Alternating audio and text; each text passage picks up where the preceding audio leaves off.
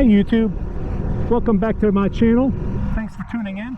In this video, I want to talk about the tips and the lessons that I learned from doing the 1,000 mile Ironbutt ride on the Aprilia RSV4 or any sport bike for that matter.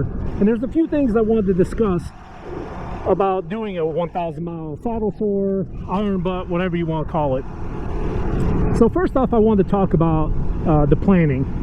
The planning is very, very important. To do 1,000 miles in a day, you pretty much have to do highway. I mean, there's no way around it. You're going to have to put some miles down, so you're going to have to pick some sort of interstate, because doing it on backcountry roads where the speed limit is lower and you stand a chance of going through towns or whatever, it's going to slow you down dramatically. And let me tell you, it's a long ride. So we did ours.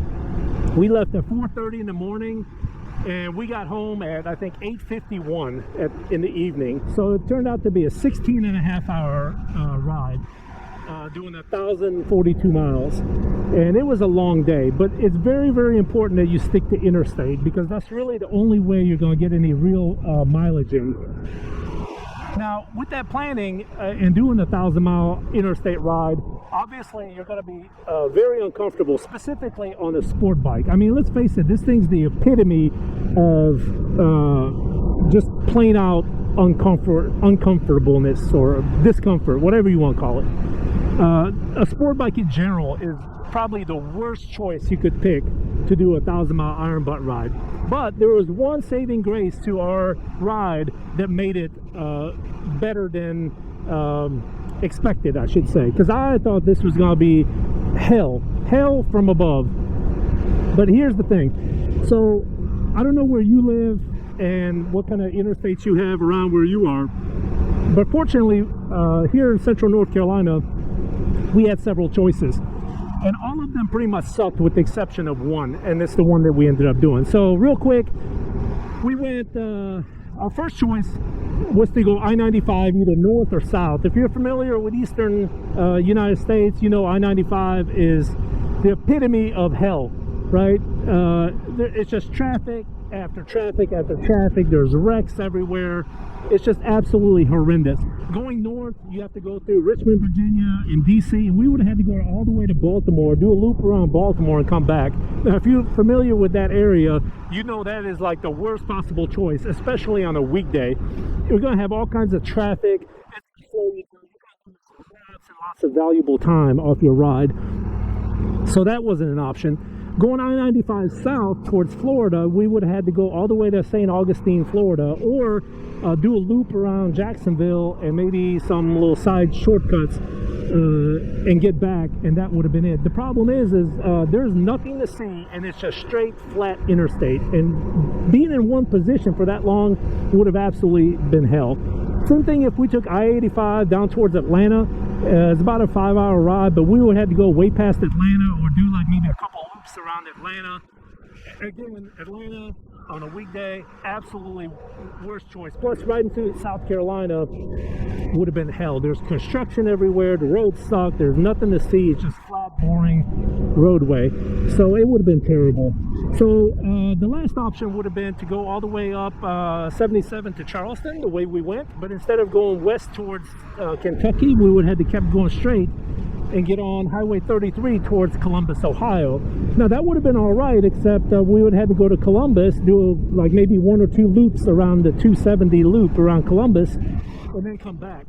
The problem with that is again, after Charleston, it gets pretty boring, and riding around Columbus on a weekday around lunchtime probably would have been absolute hell as well.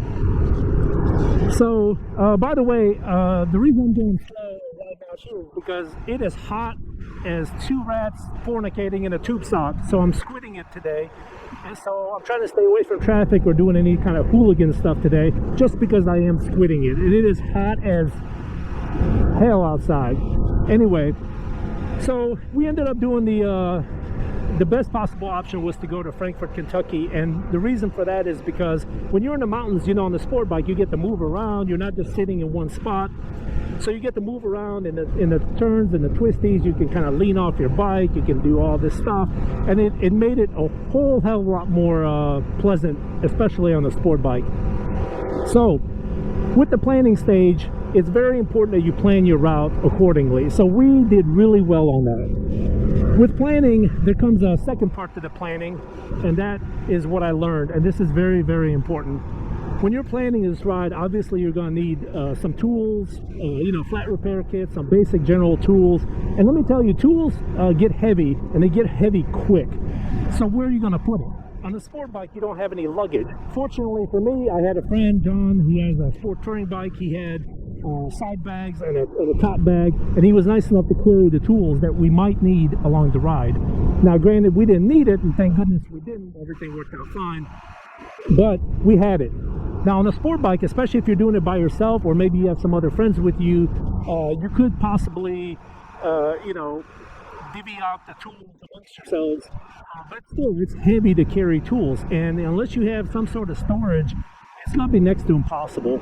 Plus, it limits how much you can move around, which leads to the next part of the planning is, what are you going to take with you? Now, if you watch my previous video, I kind of gave you a rundown of what I plan on taking and how I pack and what I put in my backpack and the stuff. But one of the things I wanted to talk about was, it's a really bad idea to take a backpack with you. I didn't really have a choice. I kind of had to take a backpack, or I would have had to take up more space on John's bike. But I don't think that would have been fair, and I don't know if he would have appreciated that. Probably not. So I took a backpack, and the only thing I really put in my backpack was some water, some Windex to clean my visor, and some rain gear, and that was pretty much it. You know, some extra batteries for the GoPro, but for the most part, my backpack was pretty light. But even then, 16.5 hours of having a backpack on, I don't recommend doing that. It really puts a strain on your neck and your back, and it limits your mobility. It limits your freedom on how much you can move around. Now granted, I'm used to having a backpack, and every time I go hiking and stuff, I wear a backpack, and usually it's heavier than that. So it wasn't so bad for me. But if you're not used to wearing a backpack, especially a heavy one, and you're doing it for 16.5 hours, that's a really, really long time. So this is just one of the things that I would recommend that you do, is to make sure that you plan your route accordingly, and do it preferably in June when you have the longest daylight. We only rode about maybe an hour, 45 minutes to an hour in darkness, and then we got back right before it got pitch black.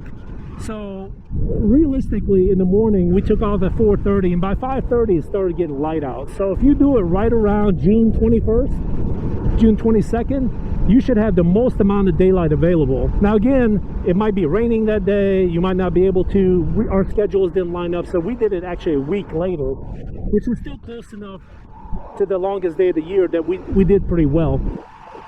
So one of the things that we didn't do, and I'd never even thought of, is especially on an Aprilia, and this is specific to Aprilia, and some other bikes too, maybe like a Ducati or an MV Agusta or something unique like that, is your dealer network and where is your local shop. Now some places, you know, like if I would have rode out towards, you know, God knows where, the nearest Aprilia dealer might be a couple 100 miles away. If something happened to the bike where you can't fix it right there on the side of the road, you would have had to tow it, right? And the Yamaha dealer, the Honda dealer, is not going to work on this bike. They've told me before, we're not going to work on that bike. Remember in my previous video, I have a small oil leak. They refused to replace the gasket. They said, we're not going to touch it, take it to Aprilia. Even just a gasket, they're not going to touch it. The only thing they will work on, Yamaha will work on this bike, is put new tires on it. That's it. That is it. So shy of a new tire, if you have anything go wrong with this, Yamaha, Honda, Kawasaki, all those, which are a dime a dozen, they will tell you to take it to Aprilia, and you might be a couple 100 miles away. Guess how much a tow bill would be to tow your bike 200 miles to the nearest Aprilia dealer. Now John, with his Yamaha, if something happened, there was probably a Yamaha dealer within an hour of us, you know, at the most. So it probably wouldn't have been that bad, but still, you got to account for what happens if something happens to your bike and you can't, you can't fix it right there. And then if you don't tow it, you need to have a friend come get you. And do you know somebody that has a pickup truck and some ramps and some tie straps readily available? I did not plan for that, and I wish I would have. I wish I would have planned for that. Thank goodness nothing happened. And then the last couple of things I wanted to talk about was, how did it go? The biggest thing is, I think you need to make sure you have all your gear, plan your route, and make sure you have water, snacks, anything with you that you might need. If you need medicine or anything like that, make sure you carry that with you. Make sure you drink plenty of water. And even if your bike, now this thing can only go about, I think the longest I went between gas stops was like 138 miles or 140. And, I didn't rev it out. I kind of babied it, used cruise control. But if your bike can go 200, 250 miles, which obviously wouldn't be a sport bike, but even if you could, I recommend you stop before that. Stretch your legs, get some water, because by the time you're thirsty, by the time you start getting that headache, you're dehydrated, and it's going to be really, really hard to catch up and get rehydrated again. So make sure you eat, have snacks, have water with you, especially in the summertime where you can just be riding and you're sweating a little bit, but the wind is cooling off that sweat, so you don't feel it. So I highly recommend that you stay hydrated and make sure that you drink plenty of water and have food in your system. And then, of course, along with that comes, the stretching. No matter what kind of bike you have, even if it's comfortable, your butt's gonna get sore. You're gonna need to stand up, move around a little bit. So make sure you stop. We stopped about every 2 hours because that's about how far my bike could go without needing fuel. But we made it okay. It worked out all right, and that was about the most I would be willing to go without stopping. So if you do have a touring bike, don't go all the way to the end. You're just gonna cause yourself more agony and misery. But overall, the biggest tip I could give you is make sure that you plan it out. Don't just wing it. Don't just get on the bike one day and say, I'm gonna do a 1,000-mile Ironbutt ride today, and then that's how it's gonna go. Don't do that. Make sure you get plenty of planning in, have all your gear, have it stored. Don't wear a backpack if you can avoid it at all. And then the biggest thing, and this is the god-awful, most important, God's honest truth, do not do it on a sport bike. I only did it for my own personal satisfaction to say that I did it, and the fact that this is the only bike I own right now. But if I had the XSR 900 still, I would have totally took the XSR 900. Again, not a great choice, but hell of a lot better than this RSV4.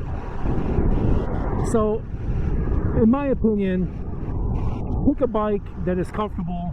Don't do it on a sport bike. I'm telling you, don't do it on a sport bike. It's just a really bad idea. I'm a little bit older, so things hurt a little bit more. Maybe if you're 22, it'd be a little bit more comfortable. Maybe not. Who knows? Comfort is so subjective. But my opinion is, don't do an Ironbutt ride on a sport bike. You're just asking for misery.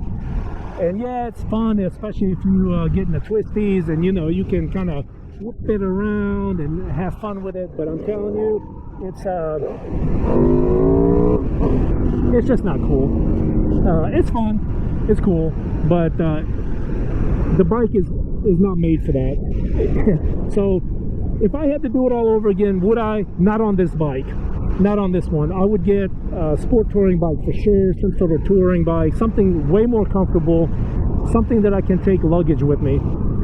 But this is a really bad choice. So all in all, it went well. It was a great learning experience. Fortunately, nothing happened, but you never know. Anything can happen at any time. So anyway, that's pretty much it. I just wanted to talk real quick of the tips and advice that I would have and the things that I've learned from doing a 1,000-mile Ironbutt ride on an Aprilia or basically any sport bike. If you have any questions, leave it in the comments below. If you have any comments, leave that in the comments below. And once again, thank you so much for watching. And if you like this video and you want to see more, hit that like and subscribe button. It really helps my channel out. And I appreciate you guys all tuning in and watching. Thank you. Thank you so much, and we'll catch you on the next video.